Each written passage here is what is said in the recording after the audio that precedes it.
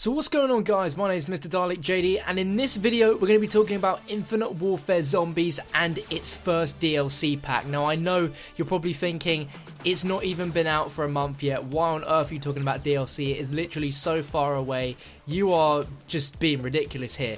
But the associate project director on Infinite Warfare Zombies, the good old man himself, Lee Ross, has been quite active on Twitter lately under the user at IW_Lee_Ross.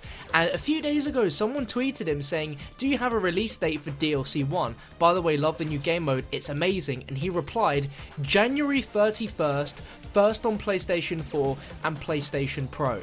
Now, this is something we've never seen before. We've never had a main developer for Zombies just literally drop a date for a DLC like this so candidly and so quietly on social media before, that this is a real surprise. Now, looking at the tradition, DLCs always come out on a Tuesday, although it seems Revelations was the only thing that really changed in that, but every other DLC has always come out on a Tuesday, and January the 31st, 2017 is a Tuesday, and we already knew that the partnership with PlayStation was going to be going forward with Infinite Warfare, but again, just to reiterate, it is coming first on PlayStation 4, and I don't know why he mentioned PlayStation Pro, because the PS4 Pro is still the PS4, but it's coming to PlayStation 4 first on January the 31st. So that in itself is really awesome. Now, what details do we know so far about DLC 1, if we know anything? Well, the only thing we know so far is this poster right here, which you can find in the Afterlife arcade,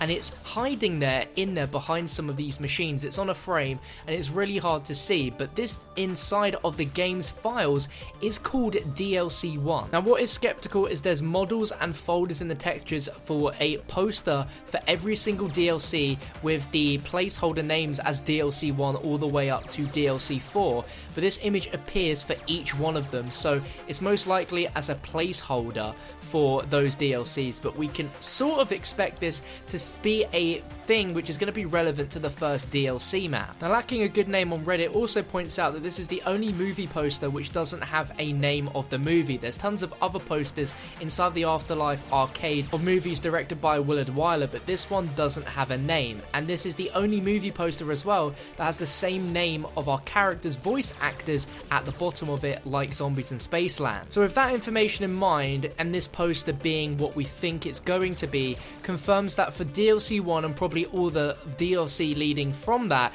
we're going to be continuing on with the same group of characters. So we're going to have these same characters, but they're going to be playing different characters this time round, as of course they were playing simply roles as they were actors within Zombies in Spaceland. So they're not going to have different characteristics, but they're going to look slightly different and maybe say slightly different things. There's also a quote from Hasselhoff in Zombies in Spaceland, which says that Zombies in Spaceland is simply the first stop on Willard Wyler's Festival of Horrors. So we've got plenty more things to be looking out for with Willard Wyler and his different movies down the line. Now, this zombie doesn't really give us too much information to go on as to what the future could hold for this DLC.